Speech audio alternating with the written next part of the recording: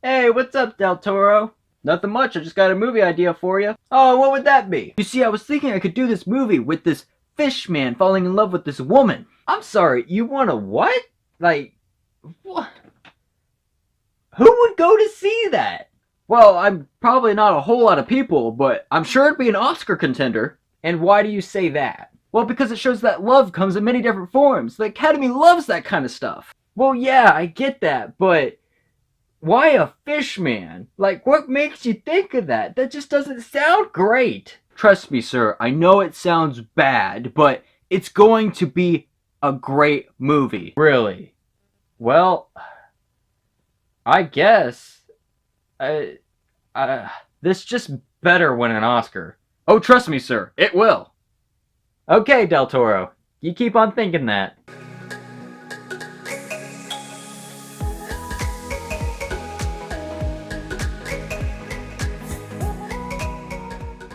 So probably just about everyone that's seen the Shape of Water trailer knows that this movie's basically about this man that looks like a fish falls in love with this woman.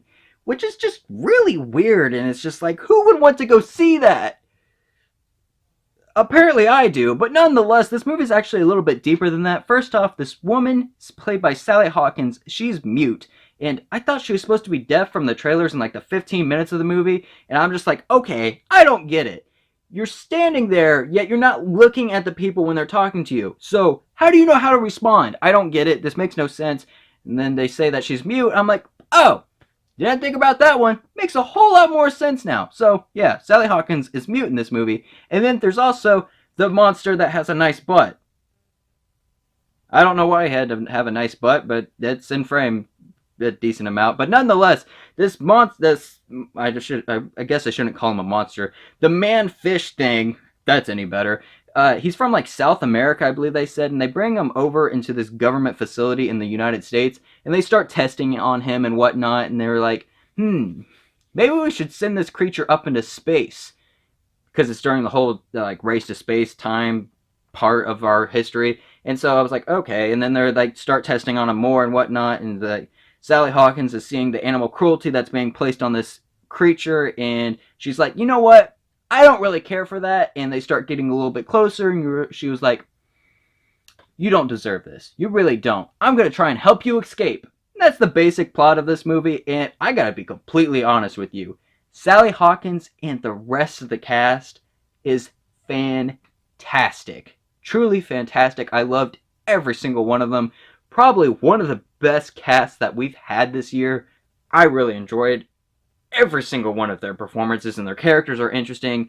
And I honestly enjoyed this movie more than I was expecting, because I thought this movie looked stupid and weird. Like, who would want to go see this fish man fall in love with this woman? What? Seriously, what? Who the heck? I mean, but then the movie started getting critical praise and Oscar buzz and stuff like that, and I'm like, okay, I guess I'll go see it. I probably won't like it, just like Lady Bird. I thought it was okay, and probably the same thing with this, but I actually rather enjoyed this. I mean, granted, let me start off with the beginning of the movie, because honestly, during the first 15 minutes of this movie, I thought this movie was going to be like Orgasm, the movie. I'm just like, this is a little awkward, because like, I think it's basically the first scene in the movie. The woman, Sally Hawkins, draws the bath.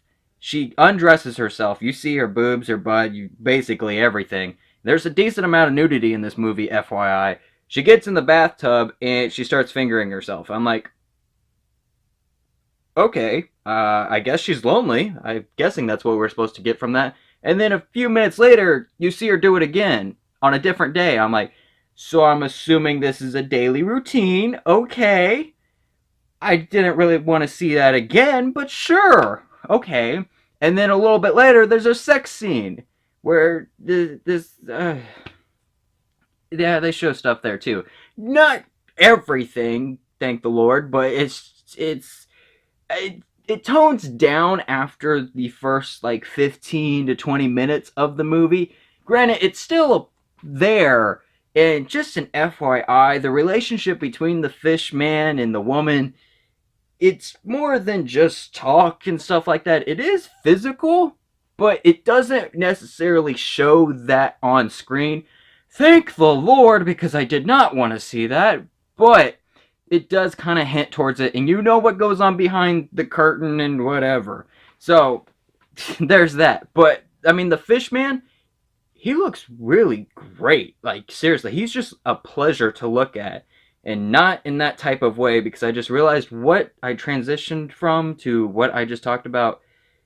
That's not what I meant. But anyway, he looks really great to see on camera, on a screen. But I had a problem with his face. His face just looked a little too human-like, and I was just like, you just look kind of, your face just looks weird to me, and it doesn't work for me. That's the only problem I had with him, but other than that, he looked really, really good.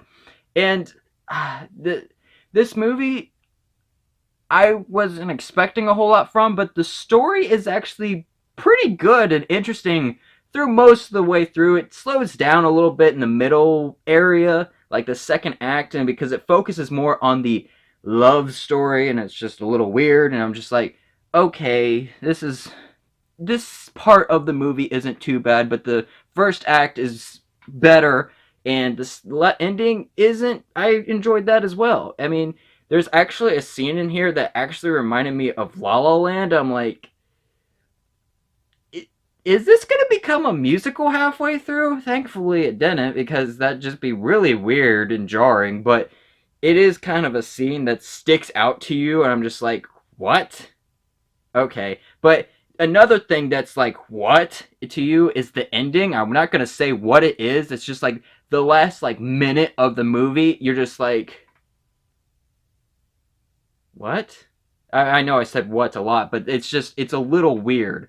And I guess it works, but it's just different. But, I mean, overall, I actually really enjoyed this movie. A lot more than I was expecting. I'm like, the acting and the script, the storyline, it's all really good. And it's interesting through most of the way through. Like I said, it stumbles a little bit in the middle area because it focuses more on the love relationship between the two of them.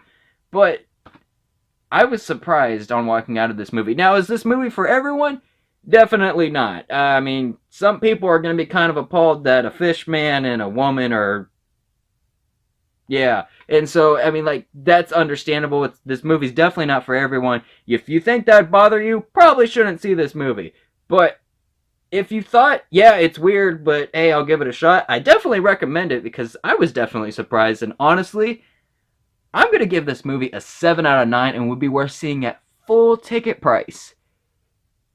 Despite its weird qualities, the overall acting, story, and everything that makes up this movie, and just the characters themselves, because they're really interesting as well, it makes the whole movie worth it, despite its weirdness to it. So, I mean, I recommend this. I'm surprised to be saying that, but I really do. It's really surprising. But thank you all very much for watching this, and if you enjoyed, please have a like and subscribe to my channel to see more content like this. And remember, no movie is a perfect 10 out of 10. God bless you all.